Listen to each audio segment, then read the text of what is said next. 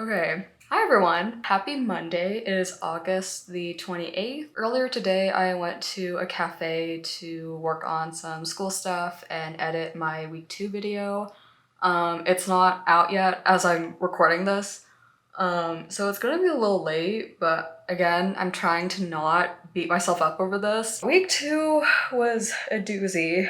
It was overwhelming and it was hard and it was not a great week, but we are now at week 3. It is a new week.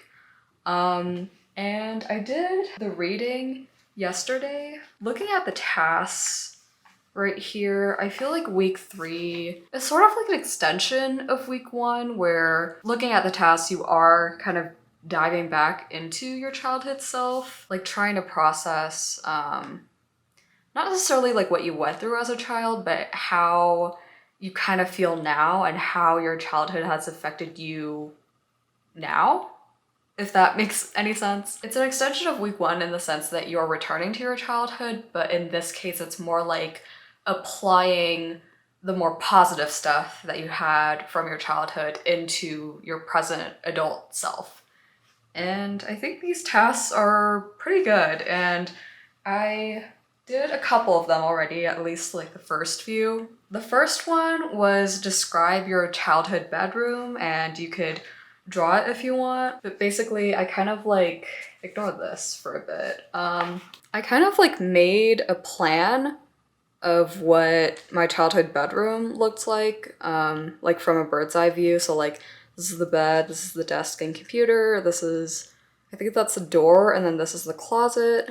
The window is over here. And then I did a drawing of what it looks like more realistically. But yeah, based on what I remember from my childhood bedroom, it basically looked like this. The stuff that I put on the walls, like around my bed, were the parts of my bedroom that I remember the most vividly, because I would just tape a bunch of stuff to my walls, and these squares here, I don't know if I specifically like taped up like pieces of paper with artwork or things that I colored or even like origami to the walls. I think I taped some origami to the walls, but I don't know. I feel like the squares are more, I don't know, like an abstraction of what I would put up on the walls in case I like couldn't remember exactly. But I remember the most vividly the Naruto leaf symbol on this side of the wall right here. I painted it on my wall with acrylic paint, like the acrylic paint that you would get in like kids art supply sets. Shout out to my cousin Douglas for introducing me to Naruto when he was like 4 years old, and I was in like, what was it, 3rd grade? So I was like 8 at the time. But yeah, 3rd grade me was obsessed with Naruto. My cousin is now 16, almost 17. I'm 21. Wow. And this is not my best moment. I used to be kind of obsessed with makeup when I was little, and I would play around with my mom's makeup a lot. And one of the things I did, I smeared my initials on the wall above like the front of my bed, lip gloss on my wall. I'm not joking. I don't know what 3rd grade me was thinking, but hey, I was a kid. Like, it was not my best moment, but it was definitely like a little kid moment. I'm not sure how my mom or grandma let me get away with that, but they did. Oh well. And then number 3, the third task, is list 5 childhood accomplishments. Number 1, I won a local school district art festival competition in 5th grade. And I think that was the first like artistic accomplishment I ever had. And it was for, I think it was for like a meteor painting that I did on some kind of paper that actually didn't react well to my watercolor. Like, I don't think it was the right kind of paper I was using, but I don't know. I painted it and it got submitted to the art festival competition thing, and I got a prize for it. I don't remember what place I held, but I do remember getting like a ribbon for it. Number 2, I started learning how to do makeup in 8th grade. Okay, This is, again, kind of a result of my curiosity, and in elementary school, I would watch a lot of Michelle Phan videos because she was just, I guess, like the only Viet woman representation I had growing up. So I think in turn, it kind of led me to want to pursue makeup as an interest just because, like, hey, this Vietnamese American woman is pursuing that in her YouTube channel. So yeah, I started learning how to do it in 8th grade, like properly, like when I got my own makeup. And yeah, I started learning in 8th grade, but I think I kind of mastered it, or at least mastered to the level that I'm comfortable with by high school, maybe like 10th grade. Like sophomore year of high school was when I think I was pretty much set when it came to makeup, and now I just kind of use whatever the heck I learned in high school now, and I don't have to like start from square one when it comes to learning how to use makeup because it was just something that I practiced when I was younger. So that was great. Number 3, I attended hip-hop dance classes for a year straight when I was 14. I was a freshman in high school when I started, and I think it was by the beginning, either the beginning of my sophomore year or the summer before my sophomore year that I kind of ended that year. But yeah, I usually am not the type of person to be consistent, especially outside of school, because this was, you know, a studio class that I took every week, but it was at night after school. So yeah, I'm kind of surprised at myself for being able to do that for over a year. But yeah, that was fun. Number 4, I did NaNoWriMo every year in middle school. So this was actually a required thing in my middle school, but every year, so from 6th grade to 8th grade, every November was the National Novel Writing Month. It was sort of like a required assignment for the whole month, basically, that we would sit at our desks, open up our Chromebooks, and just type out whatever we had for our novel, for our story, just like onto, you know, like a Google Doc sheet, like in our Chromebooks. And I remember we would have hot chocolate, like we would bring in our own mugs, and the teacher would give us like Swiss Miss packets and like marshmallows, and we had hot water, so we had hot chocolate like very often. I don't remember what our schedule was when it came to NaNoWriMo and how it interfered with like other like course planning for our English classes. I'm pretty sure we did it like once a week, and I remember like always looking forward to those days, and I honestly really miss it.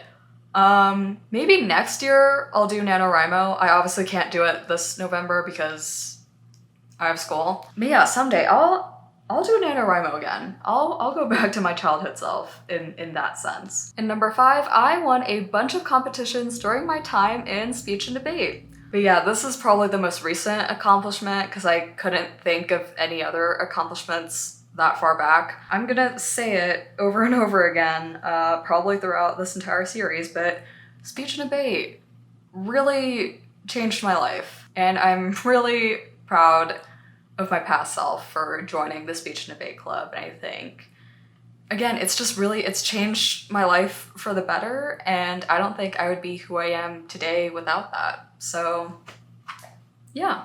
Adding on to task number 3, in a treat, list 5 favorite childhood foods, buy yourself one of them this week. So I ended up buying 2 of these. One of them is Snickers, because I vividly remember loving Snickers, especially around Halloween time when my family would like buy, you know, this big packet of mini-sized chocolate candies and pass them out to the kids when they're trick-or-treating. But on November 1st, the day after Halloween, is when the candy goes on sale. So my mom and my grandma would go to like Walmart or Sam's and just buy those same big bags and big packets.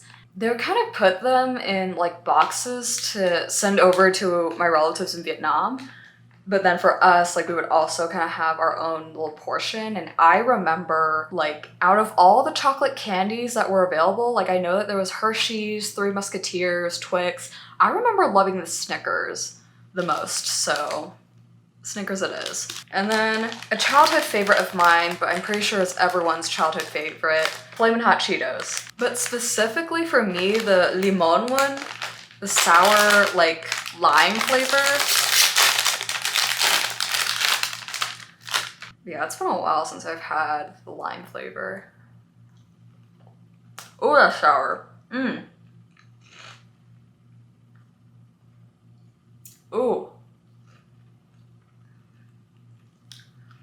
Yeah, that hits the spot. Flamin' Hot Limon.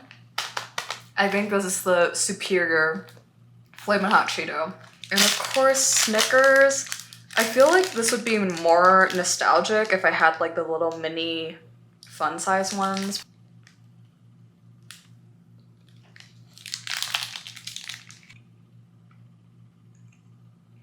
I remember there being more nougat and peanuts, like at least in the old Snickers that I remember. Or maybe it was just the fun size Snickers. It's still Snickers. It tastes like Snickers. But at least like the Flaming Hot Limon tastes the same as always. Okay, I think that is it for the task that I want to do today. Tomorrow is Tuesday. I have class, so I won't be able to vlog, so I will see you guys on Wednesday.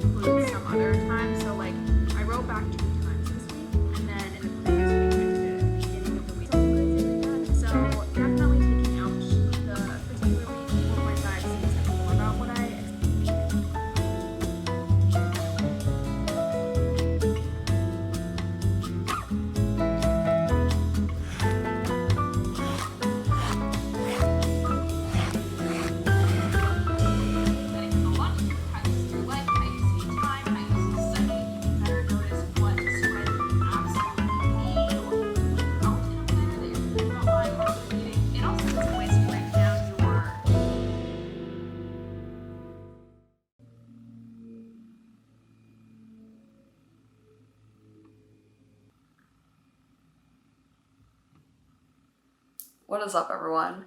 So today is Friday and I'm gonna go on my artist date this morning. For today, I'm not gonna do anything that involves like actively creating stuff. But instead what I'm gonna do is go to Barnes & Noble. I wanna get myself like an iced pumpkin spice latte because pumpkin spice is back, which means fall is coming and summer's almost over and I'm so ready for summer to be done and over with. Like thinking about like the coziness of fall, like the pumpkin spice, the autumn leaves, the Gilmore Girls, Christian Girl autumn aesthetic. It's making me want to romanticize fall more than I have in past years. I don't think I was ever the type to romanticize fall. Like, I always just considered summer to be my favorite season just because, like, I didn't have school. For what I'm reading at Barnes & Noble, I'm gonna try and finish this book. It's called Beach Read, and I got this right after I finished Book Lovers by the same author, Emily Henry. I'm basically almost done with this book.